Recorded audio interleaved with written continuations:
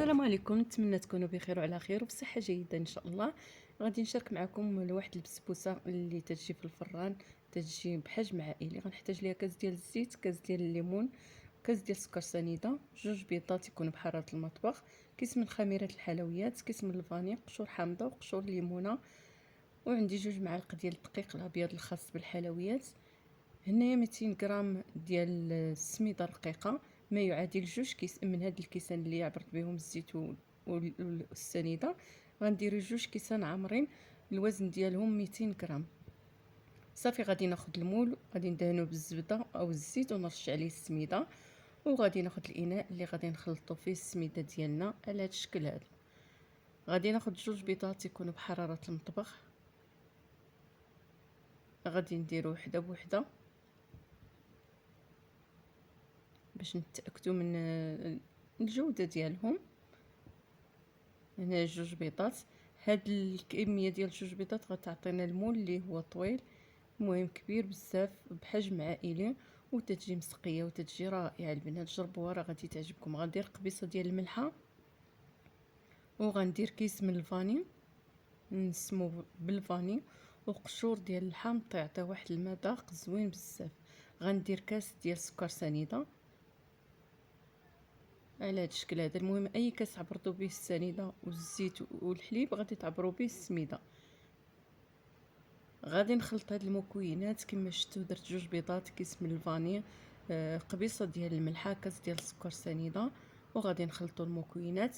ومن بعد غادي نضيف قشور ديال الليمونه وقشور ديال الحامضه. درت هاد الحامض الخضر هذا اللي متوفر عندي، وقشور ديال الليمونه حكيتهم من برا وزدتهم للخليط ديالي. صافي غادي نمزج هاد المكونات تذوب لينا ديك السنيده مع البيض على هاد الشكل هذا. الا بغيتي تستعملوا في هاد سميتو تستعملوا الخلاط الكهربائي، غادي ديروا في الاول، من بعد تديروا في الاناء فاش غادي تخلطوا تضيفوا السميده والخميره. المهم انا درت غير بالفوي بالضراب اليدوي.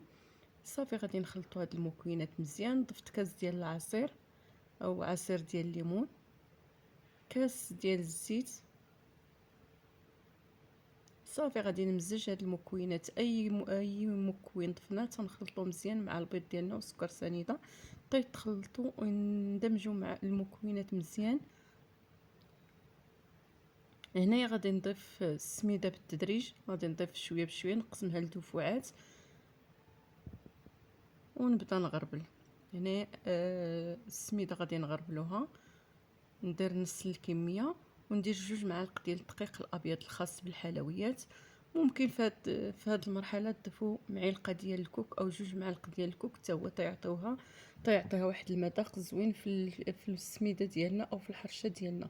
غنضيف داك الكيس ديال الخميره ديال الحلويات، الوزن ديالو 7.5 غرام حتى 8 غرام. صافي غادي نمزجوا هاد المكونات مزيان نخلطوهم. ما نبالغوش في التحركه البنات في هذه المرحله، ما غاديش نحركو مزيان، غنخلطو ونضيفو الدفعه الثانيه. وهنايا غادي نضيف الكميه ديال السميده اللي تبقات ليا. هنا الكميه ديال السميده اللي خدات ليا هاد الحرشه خدات ليا 200 غرام، كل كاس تيعبر تقريبا 90 غرام حتى 100 غرام. المهم الكميه هنا عبرتها 200 غرام ديال السميده الرقيقه الخاصه بالحلويات. كما قلت لكم البنات، الا بغيتوا تضيفوا في هذه المرحله غادي تضيفوا معلقه حتى جوج ديال الكوك، تجي حتى هي في السميده او في الحرشه ديالنا زوينه. هنايا المول ديالنا من بعد ما دهنتو بالزبده ورشيت عليه السميده، لبستو بالسميده، غادي نخوي فيه داك الخليط اللي خلطنا ديال الحرشه ديالنا، وغادي نسخنوا الفران عاد ندخلوا ليه الحريشه. هنا كما شفتوا الخليط ديالنا على الشكل هذا، راه المول كبير بحجم عائلي، وغادي ندخلوها للفران اللي يكون سخون. هنا ملي تندخلوا الحرشه ديالنا للفران غادي نغسل البوطه اللي تكون مهيله، بحال الا تنطيبوا الكيك، نخليوها واحد 20 حتى 25 دقيقه ونطلعوا عليها. الا بدا اللون ديالها تيتغير من الفوق تيولي احمر، غادي نهبطوها لتحت تاخذ واحد اللون اللي يكون ذهبي وتنزينوها. صافي هنا الحرشه ديالنا غندخلوها الفران طيب ليا. هنا غادي نحيد هاد الفقاعات اللي تيكونوا من الفوق، او الا كان المول ديال سميتو غادي تخبطوه شويه فوق سطح العمل باش يختفيو دوك الفقاعات ديال الخميره او تختفي دوك الفقاعات اللي تيطلعوا فوق الحرشه ديالكم. صافي كما شفتوا راه غندخلها للفران طيب ليا، وغادي ندوزو نحضروا الشربات. بالنسبه للشربات غناخذ واحد الكاس ديال العصير مع المهم هذا الكاس ديال العصير راه درت فيه واحد نص حامضه، الا كانت كبيره غديروا نص حامضه، كانت صغيره غادي ديروا حامضه كامله، وكاس ديال السنيده، كاس ديال الماء، كيس من الفاني، وقشور ديال شويه ديال الحامض، نديروهم فوق البوطه طيبوا. ومن بعد ما تطيب لي الحرشه غادي نحيدوها. والا كانت الحرشه سخونه الشربات يكونوا باردين، اما الا كانت الحرشه ديالكم بارده خص هاد الشربات يكونوا سخونين. المهم راك فهمتوني البنات، الا كانت الشربات سخونه غتخليو الحرشه ديالكم حتى تبرد. اما الا كانت الا حضرتوا الشربات من قبل راه غير تحيدوا الحرشه من الفران غتسقيو بدوك الشربات.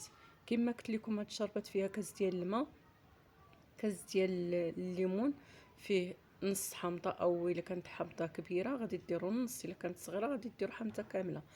وغادي نديروا كيس من الفاني، شويه القشور ديال الحامض طيبوا، وغادي نسقيو بهم الحرشه ديالنا، وغادي نزينوها بالكوك.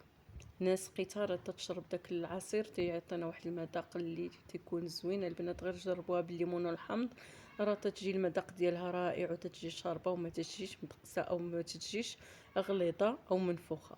هنا غادي نرشوها بالكوك، غادي نرشوا الحرشه ديالنا بالكوك ونزينوها بالكوك ونقدموها بالصحه والراحه. كما قلت لكم التزيين تيبقى اختياري، ممكن تزينوا بالمكسرات او اي حاجه تتفضلوها. انا هنا زينتها بالكوك، هنايا تنغطيها كاع بالكوك. المهم التزيين تيبقى اختياري، كل واحد تيزين كما بغى او تيقدمها كما بغى. غادي نقطع القطع اللي تكون صغيره او متوسطه على هذا الشكل هذا. كما قلت لكم التزيين او هذا التقديم تيبقى على حسب الاختيار ديالكم. صافي غادي نقطعوها الطريفات اللي يكونوا متوسطين بهذا الحجم هذا، وتنقدموها بالصحه والراحه. تتجي مسقيه من الداخل وتتجي زوينه، والمذاق اللي فيها تيكون مذاق ديال بين الليمون والحامض، تيجي رائع. نتمنى تجربوها وتنال الاعجاب ديالكم. وإلا عجبتكم الوصفه ما تبخلوش عليا بلايك وبارطاجيو مع الاحباب والاصدقاء بالفعل. الا عجبكم لا فيديو وما تنساونيش من اللايك والتعليق الايجابيه اللي تزيد تحفزني نزيد القدام ان شاء الله. غنقطع معكم واحد الطريف باش تشوفوها كي تجي من الداخل، تتجي رائعه. ها الحرشه ديالنا كي تتجي ما تتجيش غليظه بزاف البنات، تتجي رائعه وتتجي مسقيه وتتجي حبه على حبه. نتمنى تجربوها حتى نتوما وتنال الاعجاب ديالكم، ونقدموها للكوتي والفطور وبالصحه والراحه. ما تنساونيش من لايك وبارطاجيو مع الاحباب والاصدقاء بالفعل الا عجبكم لا فيديو. والناس اللي انضموا جداد تنقول لكم مرحبا والف مرحبا. هذه قناتي وقناتكم، نتمنى ليها المزيد من التالق والمزيد من الوصفات اللي تتجي رائعه بحال هذا الشكل هذا، وتتجي سهله وبسيطه وفي متناول الجميع. وخليتكم على خير. شكرا للمشاهده، شكرا لللايكات ديالكم، شكرا للتعاليق اللي ايجابيه اللي تزيد تحفزني نزيد القدام. ومع السلامه، الفيديو جديد ان شاء الله. خليتكم على خير.